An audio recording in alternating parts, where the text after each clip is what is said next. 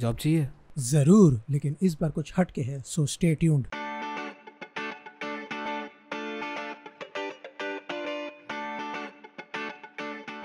Hi, this is episode 3 of How I Made It, a podcast by DS Secret where we talk to people who made it big in the tech industry. Today we'll be talking about Google Summer of Code. We are glad that 5 of our members from DS Secret have gotten the proposals accepted in GSOC as well as GSOD. In this episode, we'll be talking to Saswata Mukherjee, Aditya Mitra, and Akash Gupta. All three of them are from the web team here at DS Secret. Saswata will be working with Thanos Metrics, Akash with MetaBrains, and Adi with Rocket Chat. So, guys, thank you so much for being on the show and congratulations about GSOC. Thanks. So, yeah, I guess we should start the show with giving our audience an explanation of what really GSOC is. So, maybe Saswata, you want to have a go at it? Sure. So, Google Summer of Code is a global mentorship program focused on bringing more student developers into the open source software development. So students work with an open source organization on a 10-week programming project during their summer break, basically. Okay. So, Adi, you want to add something to that? Maybe. Google Summer of Code is an opportunity for you to get along with some of the best communities around the world. Like they are open source communities. So in this 10 weeks of period, you get to develop some work on a project and get your pull request accepted. That's it, Junaid. Okay. Akash, you want to maybe add something else? Yeah, like it's a very good opportunity for beginners to get involved with open source, and also there are many perks in Google Summer of Code. And the main thing is you come out with gaining a lots of experience if you are involved in open source. Yeah. So I guess GSOC is one of like the most prestigious open source kind of programs you can apply to as a student.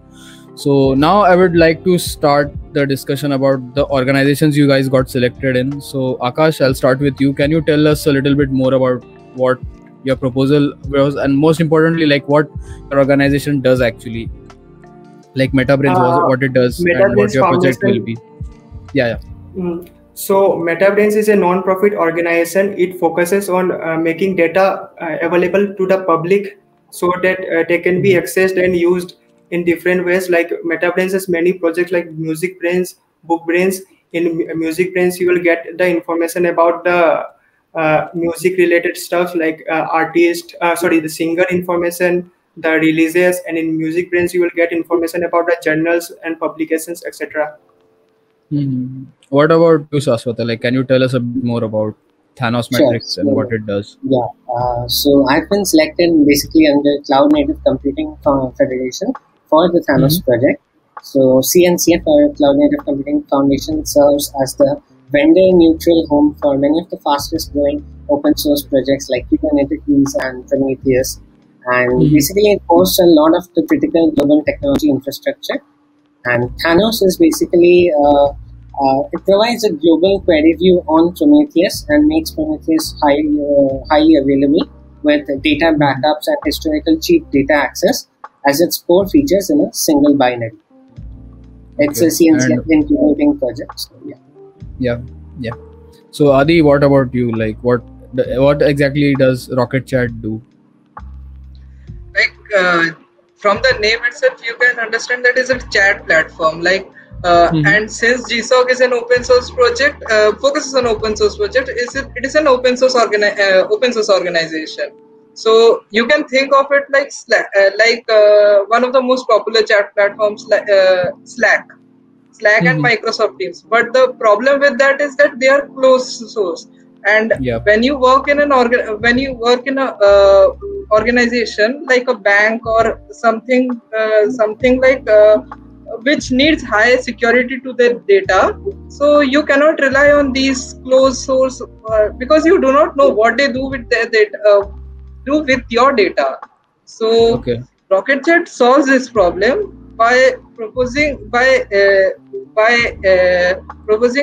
open source platform where everybody can see their source code and they can chat with their team. like basically it is a team communication which is open source, and everybody and the code can be seen by all.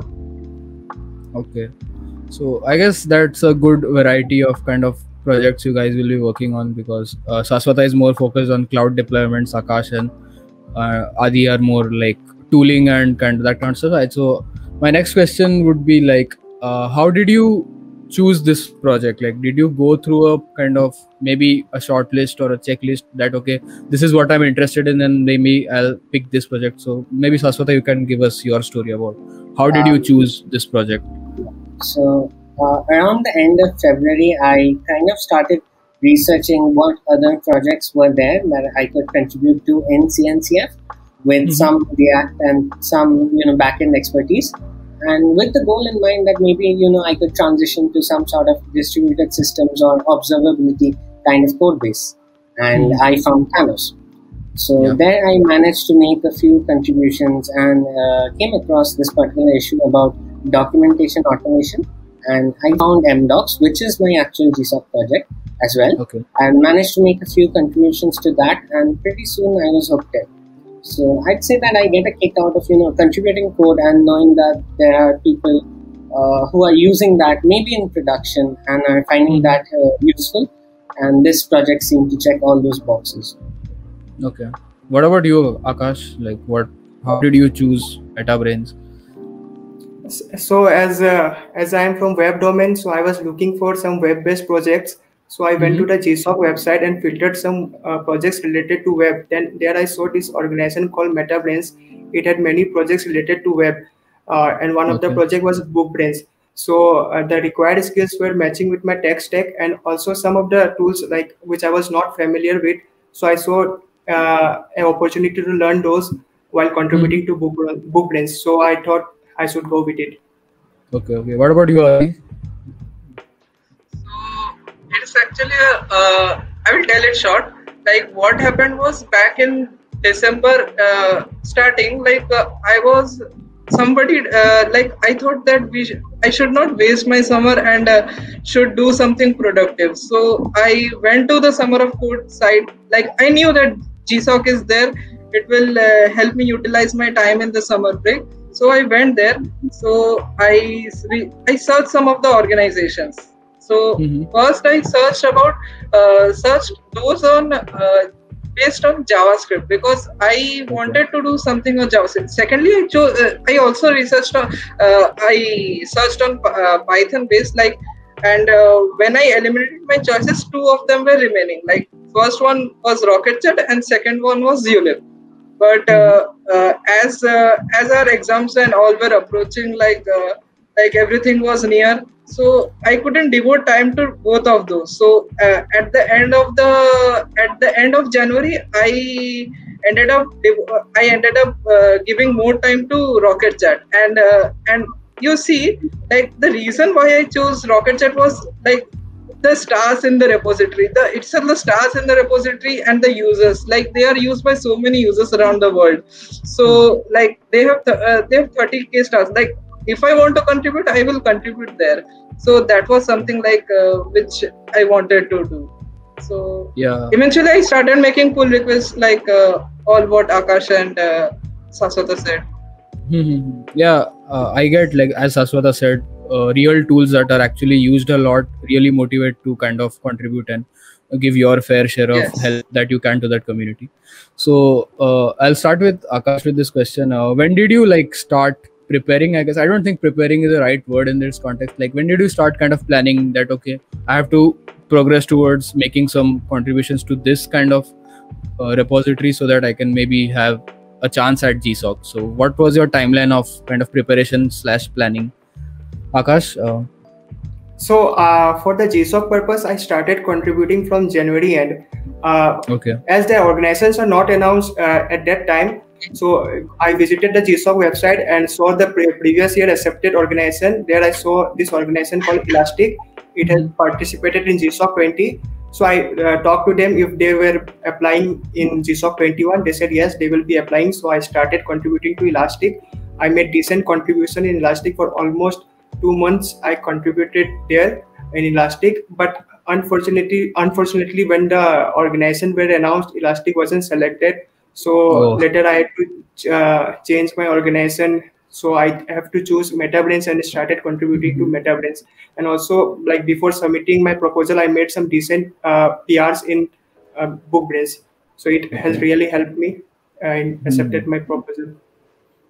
It is, I guess, a bit. Even I was shocked when I first heard this. You were talking to me that Elastic, like some company Yes. like Elastic, did not get selected because Yes. like we have It's a used highly Elastic a reputed few times, organization. and yeah, it's a very big organization. Anyway, Saswata, what about you? So I guess I was actually in the middle of an internship, and I wasn't strictly targeting GSOC when I started in February end, to be honest. Yeah. But rather, I wanted to contribute more to cloud-native open source software, especially in the observability domain, since that seemed to be really interesting to me. Like during my internship, I learned a lot about chaos engineering on Kubernetes, and I got to learn a little bit about observability as well.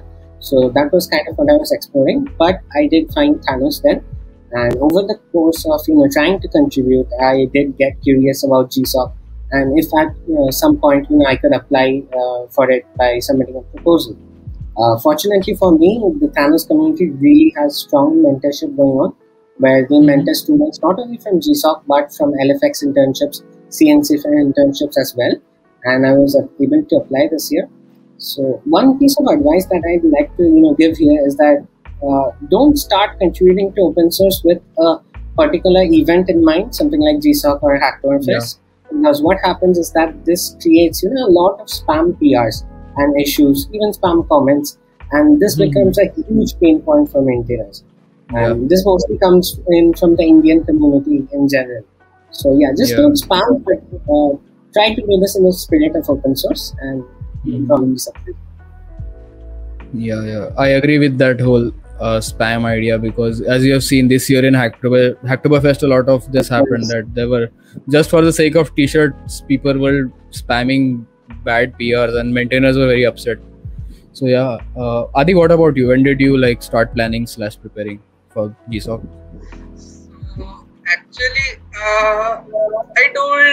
I actually saw Rocket Chat on December, but actually my first valuable PR, which made it to production, came out around January 10th, first week of January. So actually, what happened was the first week I saw the code base, I was like, what?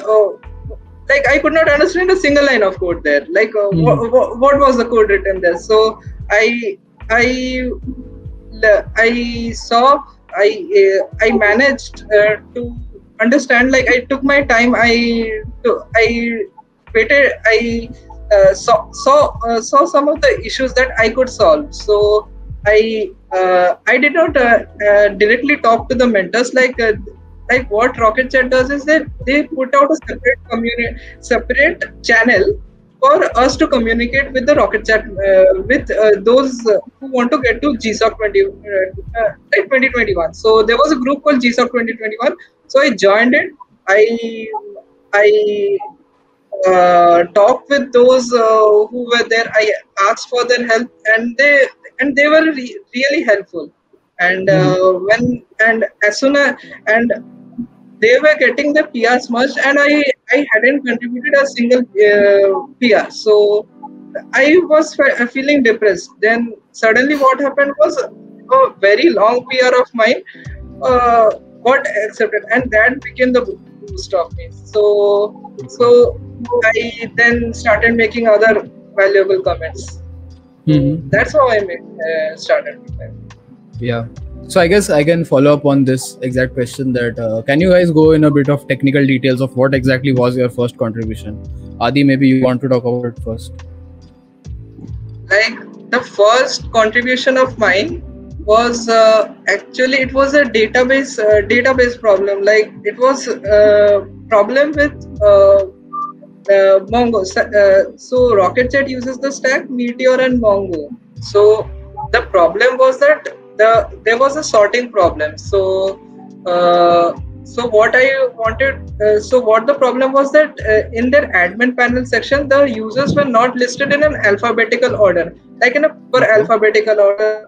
So this problem with the database, like it was not sorting them while we were getting the data. So what I did was I talked with the community, like I want to work on this PR, and can I do this things to solve it? And they were like, you can, and told me some tips that you also need to do this, because otherwise it would be a problem with the security. Like this I made this PR around last week of December, and then it got approved by one of the collaborators, and after that it was merged. So this was one of the most notable PRs that I had done. Okay, Saswata, what about you? What was your first contribution? Okay, so the first contribution that I made was upgrading all NPM dependencies to their latest releases in the Thanos React UI. Since during that time there was a CVE, or a security warning, out on a particular dependency that they were using, so they wanted to upgrade everything as well, since a lot of the packages were outdated. So I didn't upgrade those and raise a PR. I wasn't really familiar with the testing architecture or TypeScript config, so initially I broke CI, but later on I was able to fix that and successfully got it merged. I think I had to change around 51 files and also had to dig deep into why stuff was breaking, and in the process managed to even find like why some dependencies just couldn't be updated then. Like for instance, if you have a React version 16 project with Enzyme and Jest for testing, you won't be able to upgrade to React 17 since there's no official adapter out for Enzyme and React 17 yet. So yeah, that was my first contribution. A pro tip, if you will, is that when starting out with any project, always try to break down what's in the make file, since that will kind of guide you into what needs to be installed, what needs to be done, how you can sort of check your changes, how it is built and all. So even if there's no particular developer documentation, the make file will obviously help you out. What about you, Akash? What was your first contribution? So initially I started taking some beginner friendly issues and fixing some typos and CSS related issues, and meanwhile I started understanding how the code base works, and after some time I started picking some picking some medium level issues and implementing some features, as my project involved many tools that I wasn't familiar with. So I took some time, I learned those stuffs, and again started contributing to those part as well. So and I also, guess go on like I have learned many stuff like for this project, like Elasticsearch, Postgres and ORMs, and started contributing to those part as well, and which was very interesting, and it really boosted my confidence. Okay, so I guess you guys, like most of people, start with a small contribution that kind of get them more familiar to the project. So I guess you three had kind of the same experience. So my next question is, when did you start writing your proposal, and more importantly, how did you write your proposal? Did you guys follow some sort of procedure or template, or did you write a first draft then rewrite it? I just wanted to know your writing procedure. So Saswata, maybe you can give us an insight about that. So yeah, for my case, proposal wasn't really that important. My mentor was much more focused on the work. He stressed that making the proposal into a full-fledged design doc isn't ideal, since you haven't really talked with all the stakeholders of the project yet. So how can you make a design doc just like that? But rather it should be a document that essentially proposes you for the project. But even in general, I'd say proposals matter or compose about 10% of your application. 90% is what you have done and how you've communicated with the maintainer. So I wrote my proposal maybe 2-3 weeks before applying, before the application period started, and it was just a formal document kind of thing. Okay. What about you, Adi? What was your whole idea about your proposal? Yeah. So what my community did was they created AMS, like Ask Me Anything, with the mentors who would be taking up those projects. So they asked us to talk with the mentors to write down what we were thinking about our ideas, what it should be done, because they did not want a proposal out of the blue, like you can like you write anything and you get selected. So they asked us to like organize everything and write it point wise in a proposal. So like my mentor was very good. What he said was, forget about the solution, forget about RocketJet, and focus on the problem itself. Like why this problem is in RocketJet, and who is facing the issue. Once you get that, you will be, the solution will be in your mind itself, and proposal shouldn't be an issue. So what he said really helped, and I made my proposal in that way. So, okay, Akash, what about you? So like I started making my proposal from mid-March. So before writing a proposal, you should be familiar with the code base, and so you should know like what you are writing. Describe the like how you will be solving the issue, how you will be implementing the features. So, and every organization have their own template. So before writing a proposal, like ask them if they have any template. So it is every organization have any template. So it is very good to ask them the template, then fill those necessary stuffs. And also, other than that, describe how you will be implementing those features in the GSOC period when you will be selected. And also, like you should add some UI mockups and design schemas to the proposal, so it will make your proposal stand out from others. And if possible, like add some code snippet also. And it is always good to start writing your proposal as early as possible, because you can take reviews from your mentors and improve those proposal by from their feedbacks. And finally, if everything is done, go to the GSOC website and submit your proposal.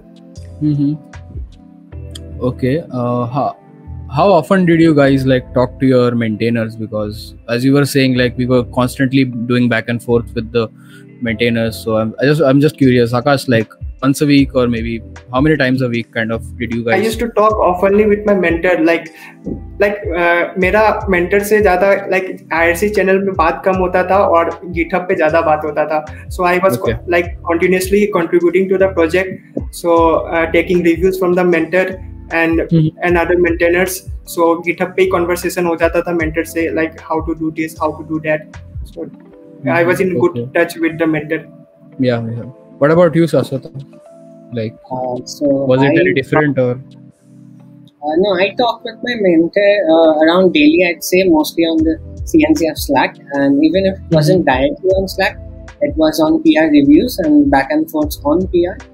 On this regard, I'd like to say that first contact is very important, like how you do it. If your mentor hasn't contacted you first, you probably need to. So ideal way would be to make a few contributions first, and then sort of message like I'm interested in GSOC and I've already made a few contributions for this, because now the maintainer knows that yes, this person has put in effort to familiarize themselves with the project and have an underlying motive to participate in GSOC. Otherwise, there's a high chance they'll treat your message as spam and so on. So first contact is very important. And also you have to be very respectful and polite. So, yeah, of course. Yeah. Adi, like, what about you? How often did you talk to your maintainer? I actually submitted 2 proposals in RocketJet, so I had to talk with both of them. But RocketJet has this weird thing, like even if our maintainers are online, they won't reply to you. Like actually that's not their fault, because they have to maintain a lot of things, and they have to think about the privacy, security, and other things. So what I did was, so I talked with the one who was in charge of the GSOC with my organization. So I tried to tell him that this is the problem. Is my approach okay?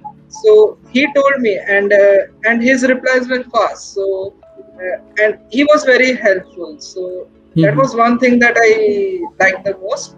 And reviews were always there in the proposal, and that's it.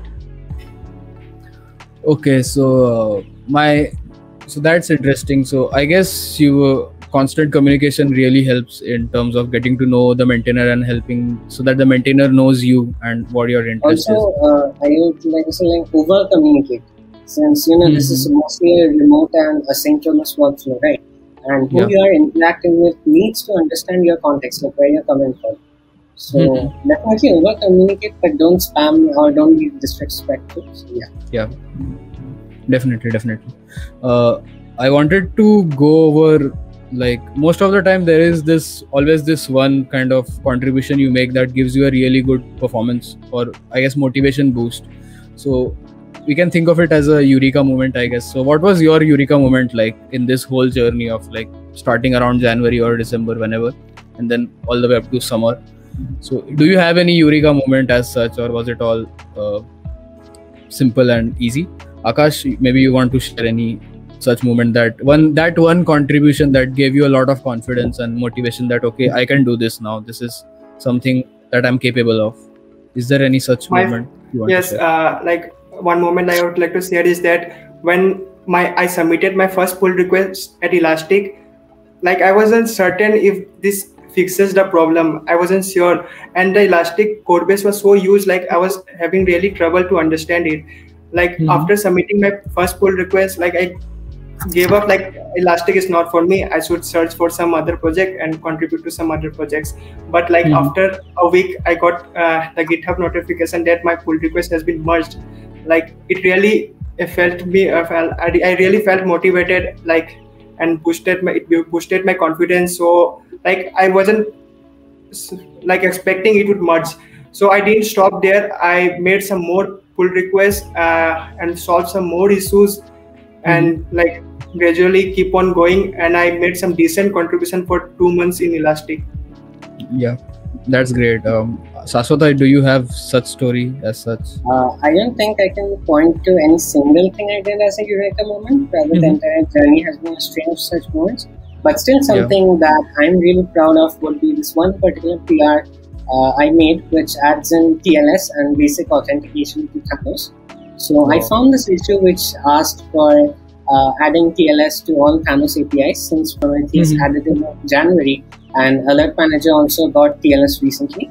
So I found the package that Prometheus was using called Exporter Toolkit, and spent a few days, trying to understand the internals of Exporter Toolkit and how it was used across Prometheus. Then I hunted down how Thanos APIs made HTTP calls, and I managed to actually add a flag in to all the Thanos components and successfully use Exporter Toolkit there. I also tested everything out using OpenSSL and sort of signing my own TLS certs, and I finally managed to raise a PR. This was very exciting for me, and my mentor actually tweeted a screenshot of it, which was really exciting. And I honestly think that was truly a noticeable moment for me. What about you, Adi? Did you have such a moment? So, like Saswata said, there was not one single moment, but there were few of them. Like, so what happened was, I in a repository which has so many users, like we cannot pick one issue, a random issue, and make a pull request out of the blue. Like what we were asked to do was that you go to the issue, comment on the issue that I want to work on this pull request. So and when the maintainer gets back to you, like like someone writes a piece of code, like they will get back to you and see what they reply, and if they are good with it, you go ahead. So what happened was that in that issue, two of us, one of them was the best contributor, and he still is. So he had made his idea, and I too had also made my idea. So what happened was his idea was not that good. Like it was not selected by the author of the code. So he asked me to to your pull request. So what I did was I collaborated with him. He invited me to collaborate with him, and we made a pull request that changed that changed major amount of code. So that was one Eureka moment that I felt it is important to share. Like you can collaborate with others during your GSOC. Okay, that's great. Really, like these kind of stories give a lot of, I guess, inspiration to other students who are maybe they are going through a rough phase and they are thinking that maybe this will fall apart, but a little win may become a big booster for them. So anyway, now that you have gotten selected and proposals were accepted, I wanted to talk about like what's next, like for the next 10 or 12 weeks, the kind of the work that you'll be doing, essentially implementing your proposals. So I'll start with Saswata. Maybe you can tell us what's next for you in the next coming 10 weeks. Okay, so in the next few weeks, I'll be trying to build out a project called MDocs, which is a smart documentation automation tool. So currently, project maintainers have to maintain Markdown documentation manually, right? So what I mean by this is that they need to make sure all the links work, that everything is formatted according to the GitHub delivered Markdown spec, so that it's readable from GitHub. And they need to manually review tons of, hey, doc links are broken PRs. They also need to manually manipulate front matter for their docs, so that tools like Hugo or Docusaurus can sort of generate a website out of it. So what MDocs aims to do is to take care of all these problems so that everything is checked and automated and generated within your pull request and push CI. And I'll also be trying to learn a ton about observability and maintainership in general, like how such mission critical open source projects are maintained, and generally get to know the Thanos community a lot. Okay, Akash, what about you? Like, what's in for you in the next 10 weeks? Like my project is implementing a series entity to BookBrains. So BookBrains currently lacks a feature which allows a person to create a series entity. A series is a sequence of separate author, work, edition or edition group with a common theme. All the individual entities will often have been given a number indicating their position in the series. So that's a brief project is like about my project, what I will be working this summer. Okay, Adi, what about you? Like, what's your proposal about? So the project that I will be working on is named as Out of Office Responder with an Assigning Deputy.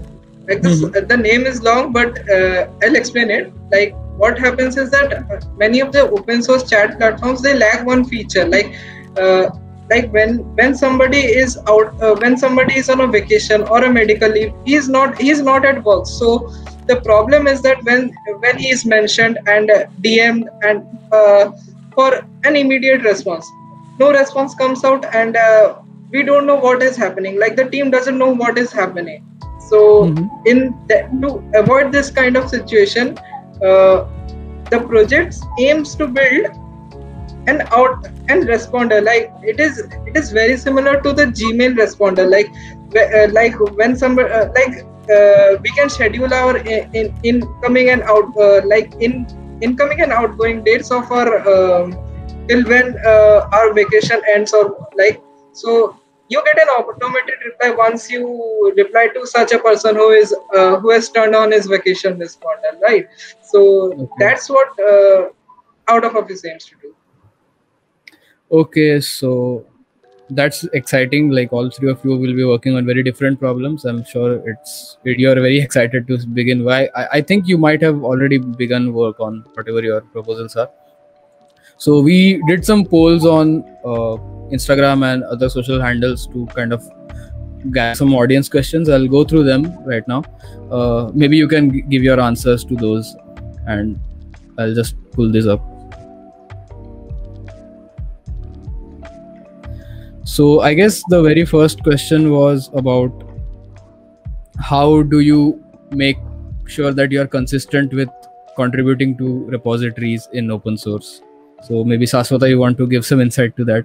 What I think is you should, try to join all the community meetings that are there. Try to join the Slack and follow the discussion and follow a lot of the issues. And that will generally give you some amount of like, okay, you're on the same page as other maintainers.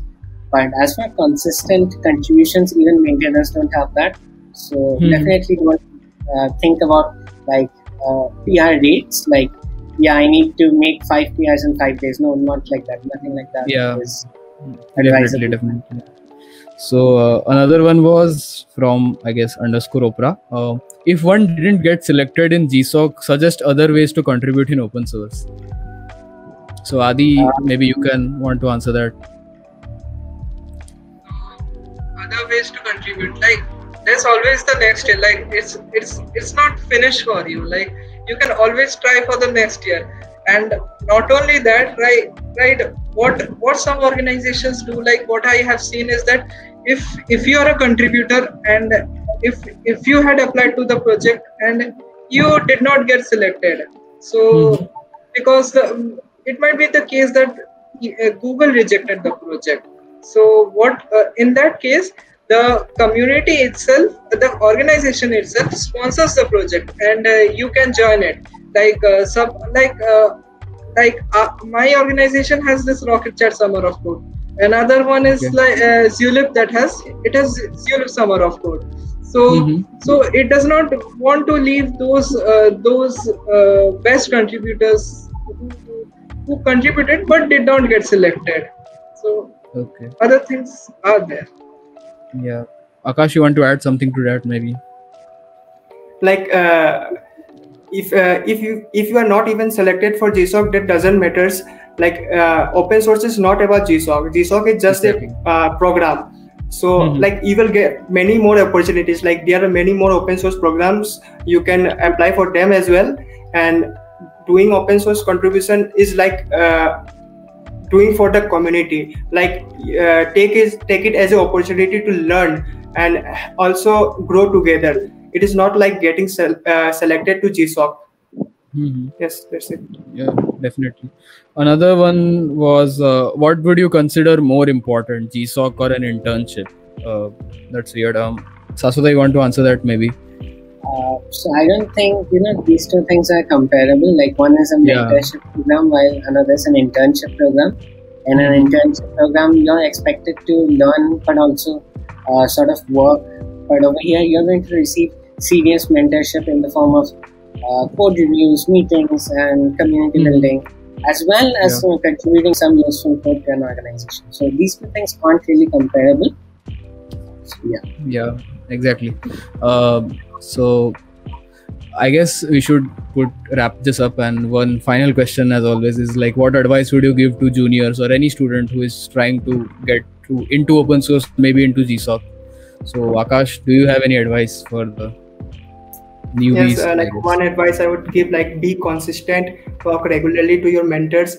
And one thing, like sometimes as a beginner we don't have much skills. Like so if you are if the project have the required skills like 2 to 3, like, and you are having sort of one skills, then like suppose like if that project uses TypeScript and you are not familiar with TypeScript, take it as an opportunity to learn TypeScript and then contribute to the project. Like don't step back like, I don't know this, I should not contribute to this project. Like no, you should don't do this. Like instead you should take this as opportunity and learn the stuff and start contributing.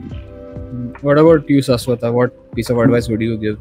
Well, first off, I'd say try to be as independent as possible. Nobody's going to hold your hand for these kind of things. So don't keep asking for help every time you get blocked with something. Try to unblock yourself as much as you can. Another thing would be learn the proper etiquette for writing messages or writing sort of PR comments so that it doesn't feel spammy, but rather feels like it gives a lot of context. And don't worry too much if you don't get into GSOC even after applying. If I had to formulate this, I'd say that it's 40% technical skills, 40% communication skills, and 20% luck. Like sometimes even if a student is selected by their mentor for a particular project, the project might get cancelled by Google, due to limited slots, which is what happened for a few cases in CNCF.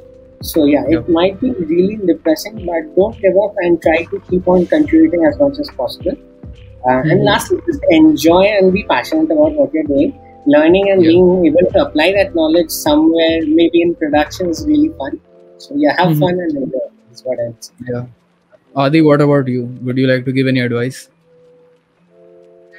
What piece of advice? Like I would like to give, tell that, like try to grow your skills like as much as possible. Like if you are just skimming through software and skimming through libraries, you're not getting the full advantage of it. Like you are not knowing everything about it. It's not that you should know everything, but you should know how it works. And if someone gives you if someone gives you an opportunity, you can make something out of it. And another thing that I would like to say, that it is not only that you can like we are from the web team. Like this is not that you can only contribute to repositories based on the JavaScript and Python. So what you can do is, if you are a competitive programmer and you know a lot of Java and C++, there are organizations about them, and they give you the chance. So maybe you should try to communicate with them. Okay, so thanks all three of you. I have known you for almost a year now. It has been a pleasure working with you three. Thank you so much for listening to this episode. Definitely share it with your friends or any colleagues you think who might get some value from this. If you think this was a meaningful conversation, we will link all their social handles, LinkedIn, Twitter and all, in the description of wherever you're watching this on Spotify or YouTube. We will also link down their proposals if you want to have a look and what they're doing. Definitely check out the GitHub profiles. I guess that's it. Thank you so much for listening, and we will, in the next episode, we will be talking to Sayan and Priyansi. Sayan got his proposal accepted in TensorFlow Lite, and Priyansi got accepted for Google season of Docs. So that is definitely going to be an interesting conversation. So definitely check that out. Thank you so much, guys. We'll call this a wrap. Thank you.